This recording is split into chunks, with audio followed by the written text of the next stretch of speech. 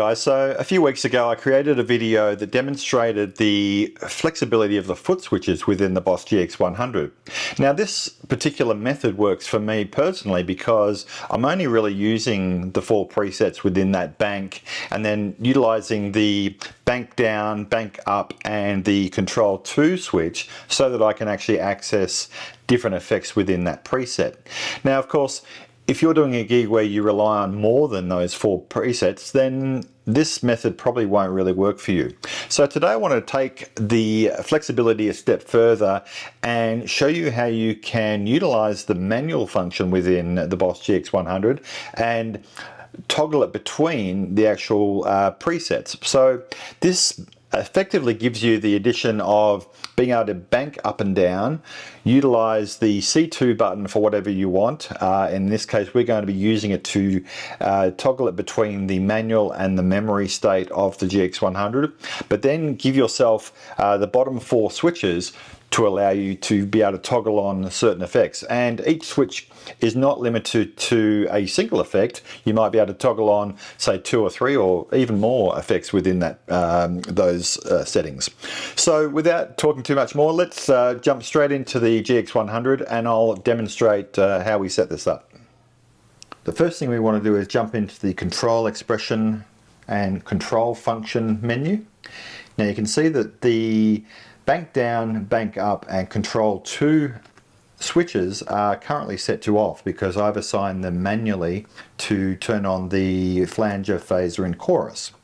But in this case what we want to do is return them back to their default function. So if we use the knobs below, we can set bank down to bank down, then bank up again.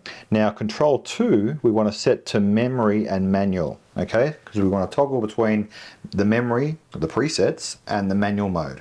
Okay, now if we jump out of there, so now when we hit C2 we go into manual mode and you can see we've got 4 empty slots here that we haven't actually assigned anything to yet, and we're going to go ahead and assign the flanger, phaser and chorus to those first 3, and then I'm going to set a new effect to toggle on and off with manual 4 with maybe a couple of other different settings. So let's have a look at how we do that.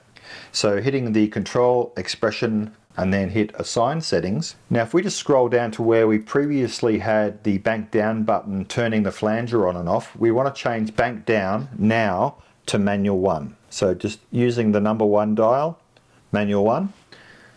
Using the select dial again, we're going to change now the phaser to manual 2.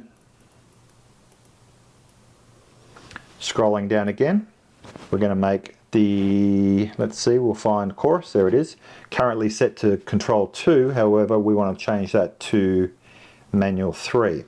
So now if I exit that menu, you can see now that we've got those 3 effects toggling on basically from the 3 corresponding switches. We haven't selected anything for manual 4 yet, so I'm going to go ahead and program something for that. So I want to go into effects, and if I just go to effects palette here, what I want to do is add a new delay. I don't want to change the delay that I've currently got set. If I scroll across here, you can see that I've got a delay that is programmed if I jump into preset mode, that is turning on and off with the currently selected button. I don't want to change that. I want to add a different delay, so I'm going to grab this one here and I'm just going to place it after there. So I'm just going to toggle it off for a moment, and I'm going to just change a couple of settings here. I might make the feedback, let's see, go down to say maybe 10. Just going to go into knob view here because sometimes it's just a little bit easier, and I'm going to make this a dotted 1/8. So that's a dotted 1/8 there. Feedback 10, effect level 50, that looks about right for me. So I'm just going to exit, we'll have a listen to that.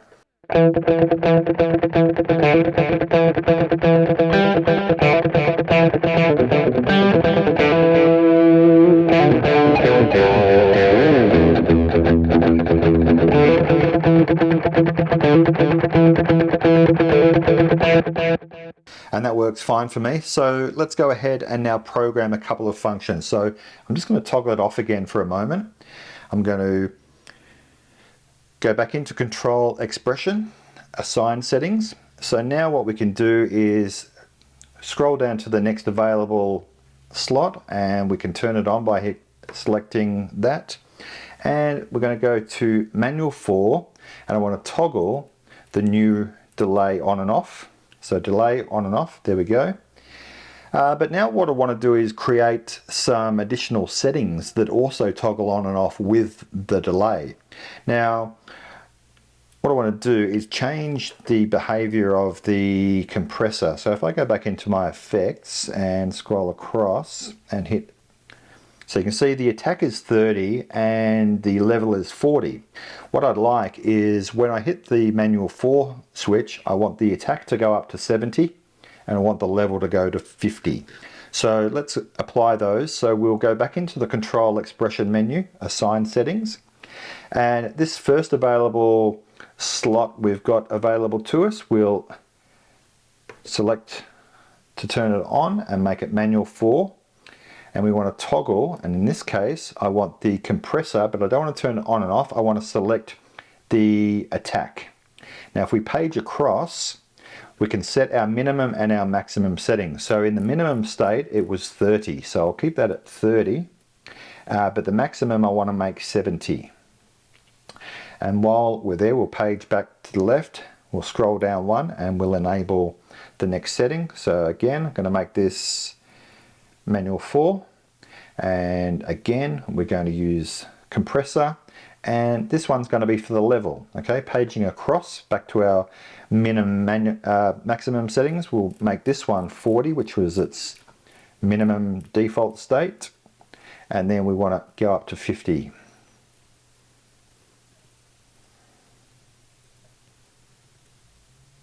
And there you have it. So if we exit that menu now, and we'll just go to effects, you can see now when I hit the manual 4 switch, you can see that the values change as I toggle between them, and you can see the delay turning on and off there as well. So essentially now I've got 3 different functions that occur when I hit the manual 4 button. And of course you can program as many as you want within the constraints of the assigned settings. So if I scroll down, you can see you've got up to 20 different assignments that can occur within each preset.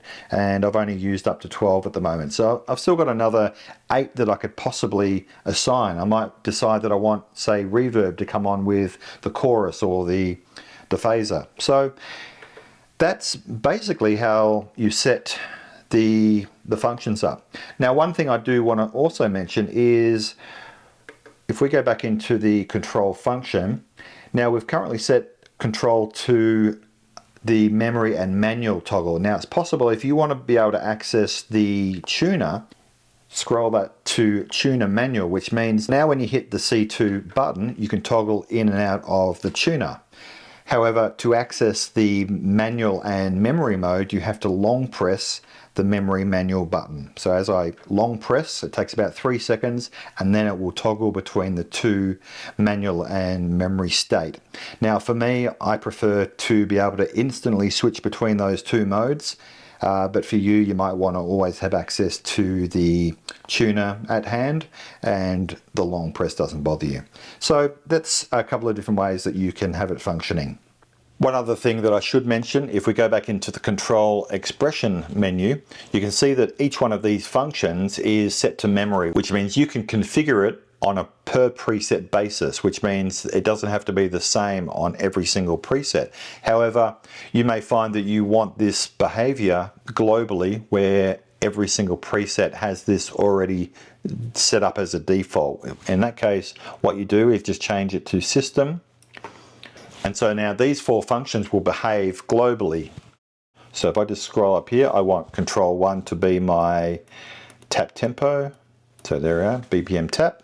So now those 4 functions will appear in every single preset. So if I exit out of there and I go to preset number 2 and we go into the control function, you can see now that those 4 presets are already set as default. So basically every single preset, you won't have to go in and assign those per preset. And for the most part, this may work perfectly for you. However, there are occasions where, for instance, if you might be using a looper and you want to use the top 3 buttons for different loop functions, then in that case you want to set the presets to memory as opposed to system, so that you can actually define those settings within the looper.